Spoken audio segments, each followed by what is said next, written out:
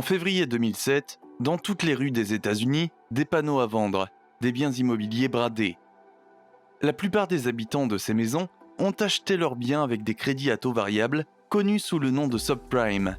Mais à partir du moment où les taux explosent, la plupart de ces habitants ne peuvent plus rembourser. La plupart sont même considérés comme sans-abri. C'est alors que les banques enquêtent sur le comportement de cette crise, car les banques ont investi des milliards dans les subprimes.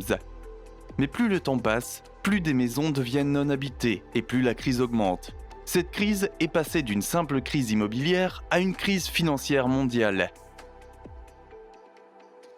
Pour en citer des exemples, la banque principale Bear Stearns, 5e banque américaine, épuisée et rachetée par une banque concurrente.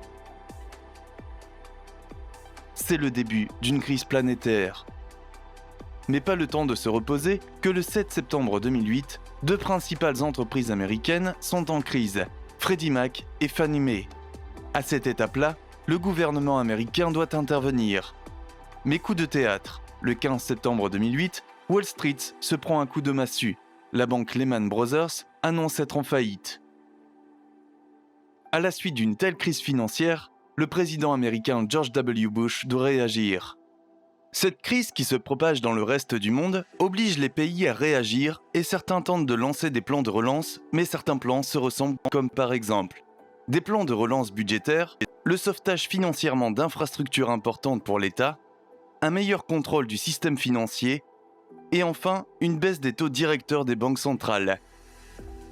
Cette crise a pu faire comprendre aux gouvernements du monde entier à quel point il faut réagir vite afin d'empêcher qu'une simple crise immobilière devienne une crise financière mondiale.